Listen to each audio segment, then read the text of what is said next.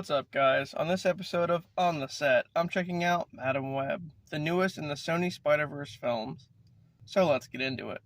The film starts off in Peru in 1973.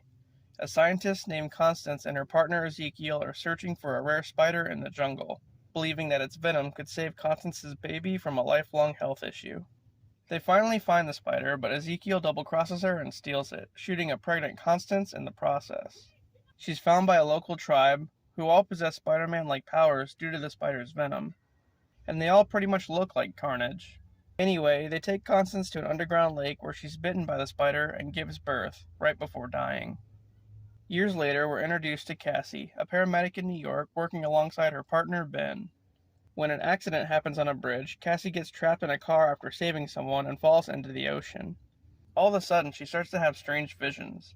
She's pulled out of the water by Ben, and all of a sudden can predict the exact number of her own vitals before they're given. After that, Cassie goes with Ben to his sister-in-law Mary's baby shower. Oh yeah, Ben is Uncle Ben, by the way, as in Spider-Man's Uncle Ben. So I guess you know who the baby's gonna be, right? Cassie joins in on a game where they're guessing the name of the baby, and her visions start yet again, this time allowing her to see the future. Later on, while saving people from a burning warehouse, Cassie predicts one of her coworkers will die, but she's unable to save him. This puts her on a downward spiral for a bit, until one night she boards the subway. Cassie sees these three girls get killed on the subway by a guy kind of dressed like Spider-Man. However, this is just a premonition. So she finds the girls and talks them into getting off the car, narrowly avoiding a run-in with the Spider-Man guy. After that, the girls stick with Cassie and they all try to figure out what's going on. But Cassie's labeled a kidnapper and is wanted by the police, so they go to hide out in the woods. As Cassie goes back to her apartment and tries to piece stuff together, the girls leave and head to a local diner. Meanwhile, the Spider-Man guy is revealed to be Ezekiel Sims, the guy from the beginning, and he says he must kill the girls because he keeps having visions of them killing him in the future. Because I guess at some point in the future, they all get Spider-Man powers. So Ezekiel hires a girl to track them to the diner. Cassie shows up just in time to save the girls from Sims by driving a car straight into him. Then they flee to a hotel to hide again while Cassie pieces the rest together. Out of nowhere, she decides to head to Peru for answers and finds the leader of the tribe, who helps her figure things out. Cassie recognizes Sims because he worked with her mother. And also, obviously, Cassie's the baby from the beginning, which means her premonitions are a result of the spider biting her mother while she was pregnant. As that's going on, back in town, Mary goes into labor and the girls help Ben take her to the hospital. But Ezekiel cuts them off. Just as he's about to kill them, Cassie shows up and saves them yet again by smashing him with an ambulance.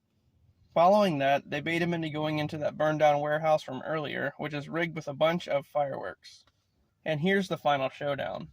Sims goes after the girls, causing them to almost fall to their death.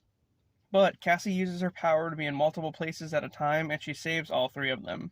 Then, Sims corners her up on a catwalk as the building starts to come down. But all of a sudden, Sims gets knocked off the catwalk and gets crushed by a falling neon sign. The impact of this throws Cassie into the water below, where she's blinded by an explosion.